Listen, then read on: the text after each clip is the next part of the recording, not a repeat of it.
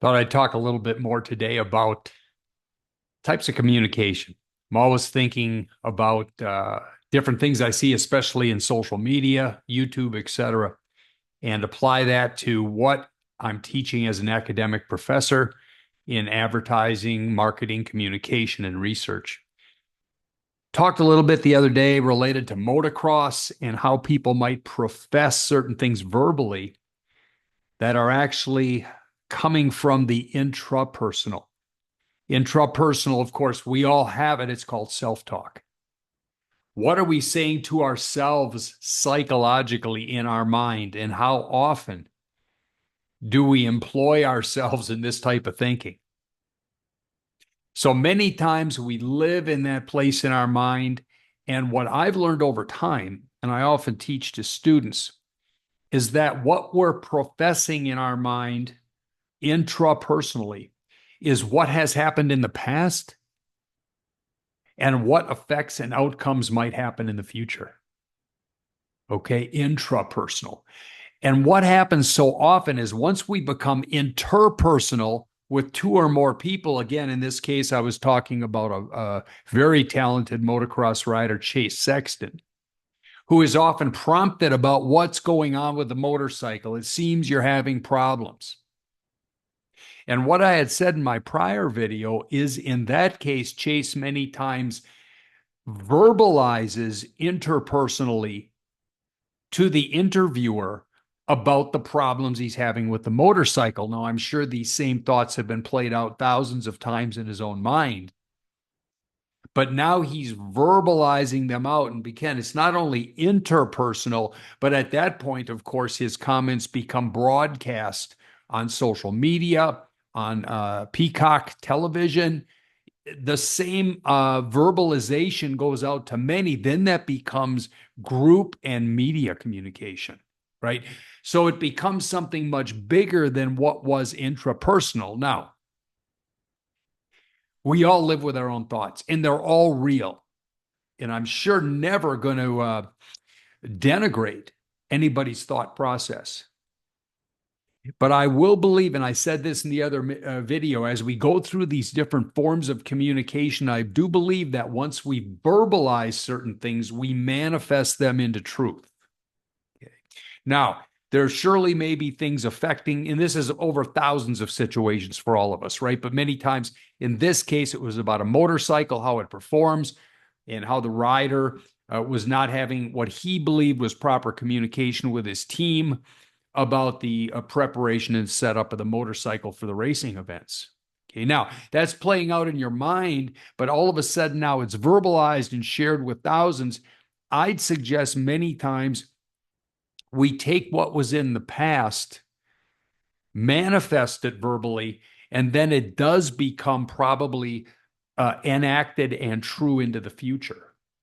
So we do, I think, as we perceive things and set them in our minds, we can make it become truth. Now, I realize that's a controversial statement to many. Matter of fact, I follow one mega church on the internet. I listen to their sermons, and I know the pastors there are very deeply set against manifesting, that it cannot be done, that everything is the purview of God.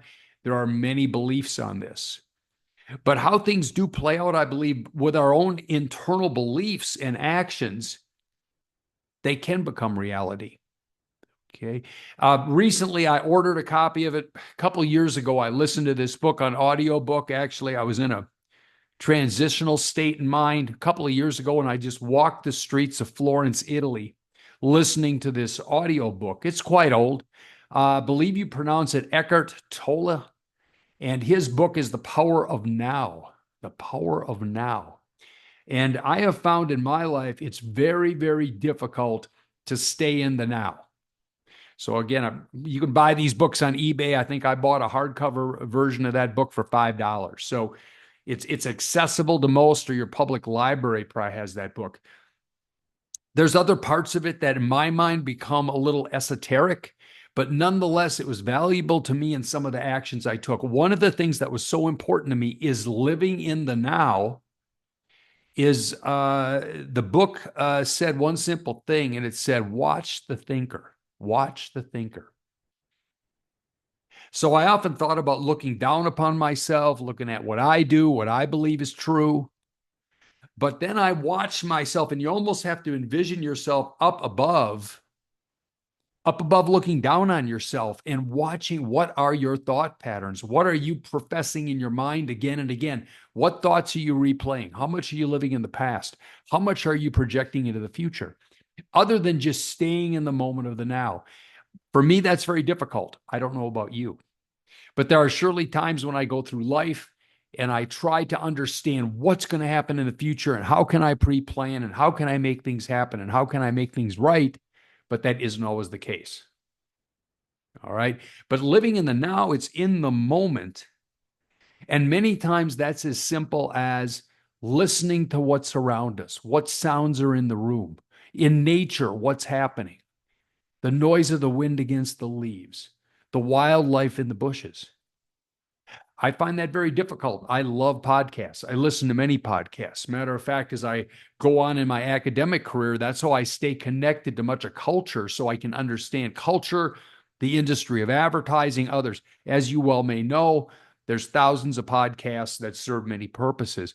Even when this morning I went out again, rode my bike for an hour and a half and I listened to a podcast while I rode. Now, is that a good thing? It's not helping me stay in the now. It's taking me to another place, another time, another opinion. Is that a good or bad thing? I'm not sure. But nonetheless, if we can stay in the now, it might keep us from manifesting information that we verbalize. And by the way, when I was making an example of this wonderful, talented motocross rider, I was never thinking about how I was, again, denigrating anything he's doing because I've done it so many times. And I had to catch myself because I found if I was on the phone, let's say, with somebody and certain situations would come up and they ask me about something, maybe it's a relational thing or organizational thing I'm working on. As I verbalized that, I could tell my tone and vernacular became more and more and more negative, more negative. Okay. And in that sense, I realized I was manifesting the worst possible outcome. That's at the point I thought, verbalizing, even though I might have had those thoughts in my mind in a negative sense, verbalizing forms them into reality. Okay. So there's certain things I would suggest we can keep to ourselves, work on it internally, try to stay in the now, watch the thinker, look down at yourself, emotionally, psychologically, look down at yourself, watch your own thought patterns, try to understand what's going on in your own life, in your own mind, and then consider when and how you verbalize or you don't. That's it for today. Hope that helps. More to come soon. Bye bye now.